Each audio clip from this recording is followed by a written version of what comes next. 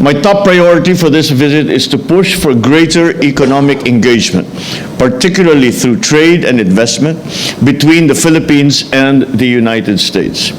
I intend to convey to President Trump and his cabinet officials. As previously announced, President Ferdinand R. Marcos will embark on an official visit to Washington, D.C.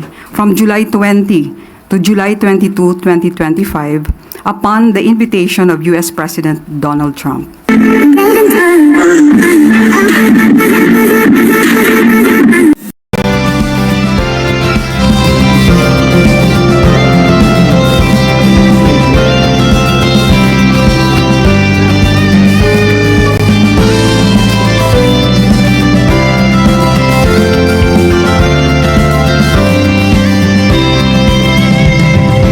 Ladies and gentlemen, the President of the Republic of the Philippines, His Excellency Ferdinand R. Marcos Jr.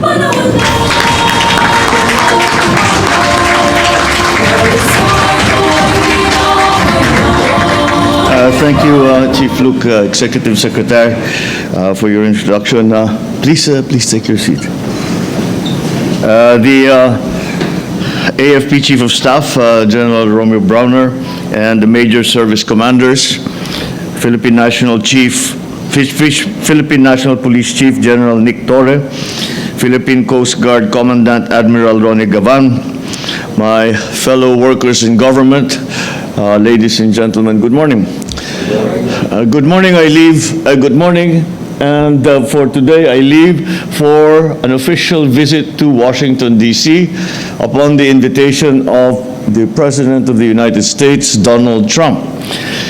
It is my first visit to Washington following the inauguration of President Trump earlier this year. I'm happy to note that this visit is the first by an ASEAN head of state to the United States under this administration. This visit builds on the active exchanges that we have had since the assumption of the new Trump administration. These include the various bilateral meetings between our Secretary of Foreign Affairs, the U.S. Secretary of State, the visit to Manila of the U.S. Secretary of Defense in March, and also of the Director of National Intelligence last month, as well as the visits of bipartisan U.S. congressional delegations. My visit to Washington, D.C., and most importantly, my meeting with President Trump, is essential to continuing to advance our national interests and strengthening our alliance. During this visit, we will reaffirm our commitment to fostering our long-standing alliances as an instrument of peace and a catalyst of development in the Asia-Pacific region and around the world. My top priority for this visit is to push for greater economic engagement, particularly through trade and investment between the Philippines and the United States. I intend to convey to President Trump and his cabinet officials that the Philippines is ready to negotiate a bilateral trade deal that will ensure strong, mutually beneficial, and future-oriented collaborations that only the United States and the Philippines will be able to take advantage of. As with my previous visits to different countries, I expect to meet with business leaders to explore business opportunities that will help to grow our economy even more.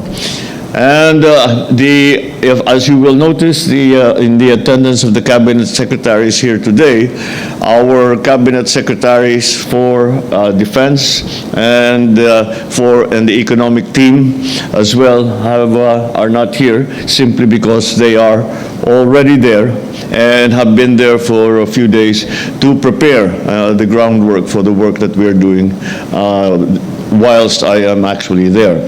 And so I expect our discussions to focus on security and defense, of course, but also on trade. And we will see how much progress we can make when it comes to the negotiations with the United States concerning the changes that we would like to institute so as to be able to alleviate the effects of a very severe tariff schedule on the Philippines. Ngayong araw ay makakasama natin si DFA Assistant Secretary Raquel Solano upang bigyan tayo ng detalye sa pagbisita ng Pangulo sa Estados Unidos. Magandang araw po, Asik Raquel. Magandang hapon, Undersecretary Castro. Maraming salamat din po sa inyo. And good afternoon to our friends from the Malacanang Press Corps. We wish to thank the Office of the Press Secretary for inviting us to this briefing. As previously announced, President Ferdinand R. Marcos will embark on an official visit to Washington, D.C. from July 20 to July 22, 2025, upon the invitation of U.S. President Donald Trump. President Marcos is the first ASEAN head of state to be invited to visit the United States and to hold a meeting with President Trump since the latter took office earlier this year. The purpose of this visit is to further strengthen the Philippines-United States alliance, to proactively engage the U.S. in all aspects of the relations and seize opportunities for greater security and economic cooperation. We will continue to underscore that for the Philippines to be a truly strong partner for the United States, we need to be stronger economically as well. Highlights of the President's visit include his bilateral meeting with President Trump, as well as separately with State Secretary Marco Rubio and Defense Secretary Pete Hegseth. Despite the short visit, several U.S. businesses have requested to meet with him, and he agreed to accommodate them, since these businesses are already in the process of investing in the Philippines. During the visit, the two leaders will discuss closer cooperation in economic, defense, and security matters of common interest. As you are all aware, the President's official visit also aims to address the U.S. tariff proposed to be levied on Philippine exports.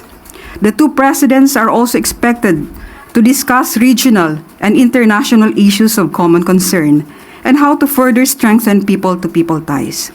As the chair of the Association of Southeast Asian Nations, or ASEAN, in 2026, the President will invite President Trump to attend the East Asia Summit.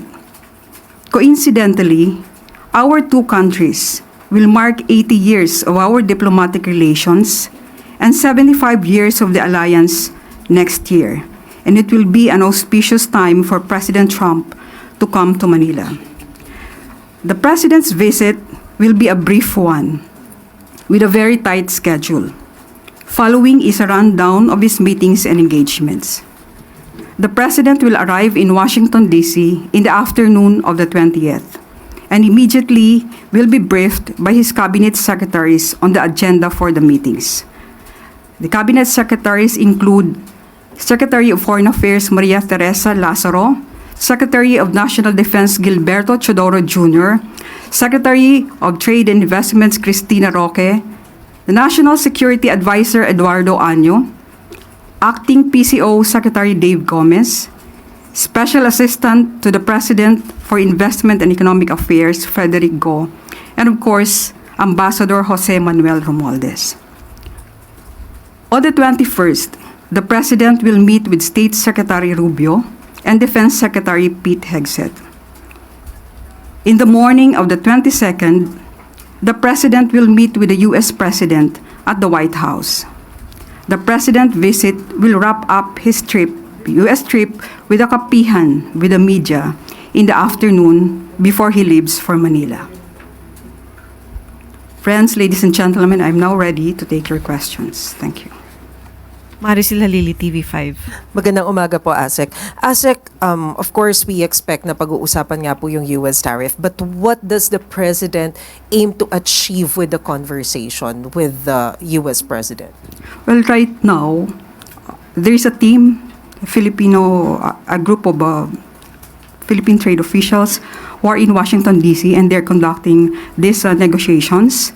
And we hope, of course, to arrive at a bilateral trade agreement or a deal on reciprocal trade that is mutually acceptable, mutually beneficial for both our countries. So that is something that we look forward to getting from the visit and, of course, during the meeting with U.S. President Trump. Did the U.S. government mention why did they invite PBBM as the first ASEAN leader?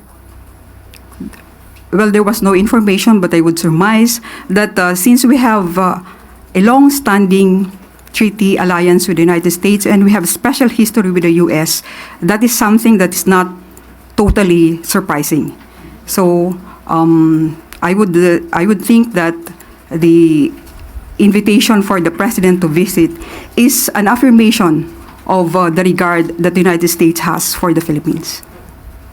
Ma'am, last na lang on my part. So, ibig sabihin po, walang chance to meet with the Filipinos in Washington. Not this time because it's a very short visit. So there's not going to be a meeting with the Filipino community. Sorry po pahabol. Yun pong meeting with the business leaders, ano po yung objective, purpose of the meeting? Well, as I indicated earlier in the statement, the objective of the visit also is to strengthen economic cooperation with the U.S. And these meetings with the business leaders is part of it. So we are interested, of course, in getting these potential investors to invest here in the country.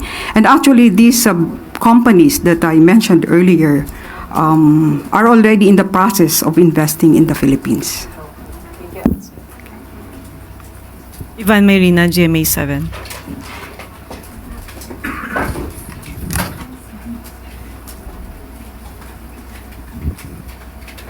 Good afternoon, ASEC. Initially, the tariff imposed on the Philippines was 17%, and then after negotiations, it was even increased at 20%. You said that the team of Filipinos are negotiating still the tariff rate. Is a free trade agreement, meaning the total elimination of tariffs, still on the table with regard to these negotiations? Well, actually, I would defer on the DTI on that and to our negotiating team in the U.S. But we are hopeful, of course, that we can arrive at a mutually acceptable trade agreement. Therefore, Yes. the lower the better. Yes. Nabanggit nyo rin po yung mga nakiusap na makapulong ang Pangulo ng mga negosyo. Can you please tell us more about those? Would you have the names of companies or at least in what industries they're in? Right now, we cannot disclose the names of these companies, but be assured that they are in line with the priorities of the Philippine government with respect to the promotion of our development objectives. Thank you, ASEC. Tristan Nadala, Newswatch Plus. Hi, Asek. Good afternoon po. In terms of defense and security rin, or do we expect na matakal din ni President Marcos and President Trump yung issue sa West Philippine Sea, and meron po bang mga agreements or defense agreements na possible mapirmahan or ma-discuss? Well, in the agenda of the meetings, there's going to be an exchange of views on regional issues and concerns. So ultimately, this issue on the West Philippine Sea would be discussed. And as to the possible agreements, well, we're hoping to secure the assistance or support of the U.S. government in enhancing the capabilities of our AFP and the Coast Guard in terms of the capabilities of our armed forces. And Thank you po. Ms. Lade Cabagani, Daily Tribune. Additional lang po dun, follow up po dun sa military and defense. Ma'am, mention din po ba yung pag-deploy ng mga U.S. assets sa Pilipinas in strengthening Indo-Pacific, open in Indo-Pacific region? well, as you know, we have a standing agreement with the United States regarding the conduct of the Balikatan exercises. So it's not totally surprising also if there's going to be discussions on the possible deployment and employment of military assets to the region. No more questions, Yusek Claire. Thank you very much, Asek Raquel.